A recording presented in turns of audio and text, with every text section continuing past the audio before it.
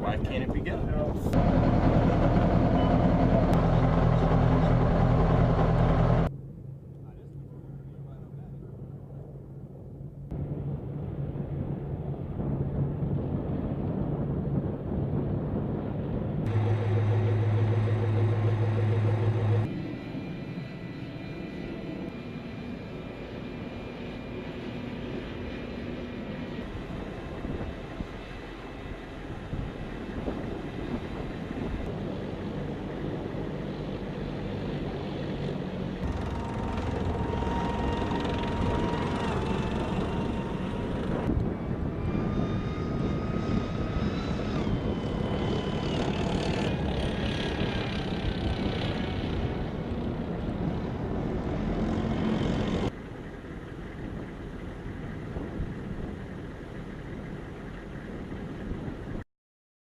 To demonstrate today was not only the fire, maneuver, and shock effect capability of a combined arms company like ourselves inside of a battalion, inside of our 3rd Brigade 3rd ID.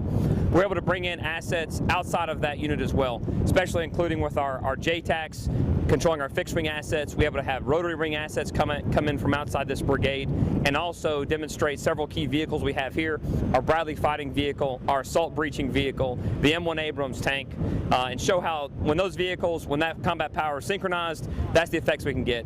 Breaching is one of the most dangerous operations an Army unit can do, and it requires several key elements. One, we absolutely have to have suppression, we have to have obscuration, we have to have security, we have to have reduction, and we have to have a violent assault. So we use several vehicles. Historically, we've used many different vehicles to conduct a breach. Here, we're able to utilize the assault breaching vehicle, and it can fill several key roles for us. So what we want to do is what we did today. We provide suppression with our indirect fires. We provide that with our tank main gun rounds, our Bradley 25mm, our machine guns as well. We obscure with smoke. Today that was delivered with field artillery. We add that capability with mortar rounds as well, and even our own tracks can provide their own smoke for obscuration. We also have to have, and of course suppression also includes our 155mm field artillery and our 120mm mortar rounds as well. So if we can synchronize all those assets, mix in some rotary wing, mixed in some fixed wing aircraft, we can conduct a successful breach with the fewest amount of casualties possible. In the profession of arms, the weapons always change. This brotherhood does not. You know, we can call it a brotherhood, a sisterhood. This family of war fighting doesn't change. So what we saw today was a synchronization of soldiers, a synchronization of war fighters. Whether we're on this equipment here, whether they were in the sky, we can see that synchronization, and they came together to deliver a tremendous amount of combat power on the battlefield.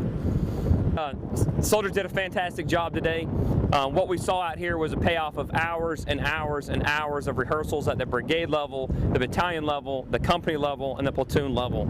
And so we really got to see how we can take, plan an operation this big, bring that down to the individual soldiers. We saw their motivation out there today.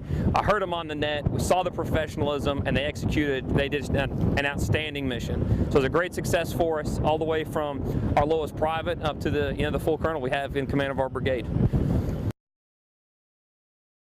And I think the key aspect to take away from it was our ability to demonstrate a combined arms maneuver live fire for our Kuwaiti counterparts that we partner with on a daily basis. And what made today unique was doing a joint air attack team with the Air Force, with 35th Cav Attack Aviation Brigade, as well as elements of 115 Infantry, putting all those again into a live fire experience that I know our counterparts won't forget, but definitely our soldiers have that experience that they can put in their kit bag now as they move throughout their career. They're going to walk away with the ability to see that all of their training that we've done, from individual all the way to collective, has made into this culminating event for them, so to speak, where they were able to integrate every warfighting function, and they were able to witness it and do it very successfully. And I think soldiers that walk away from this experience today have a solid, great memory of what happened out here on Udairi Range Complex. But we don't have the ability to maneuver like this at Fort Benning.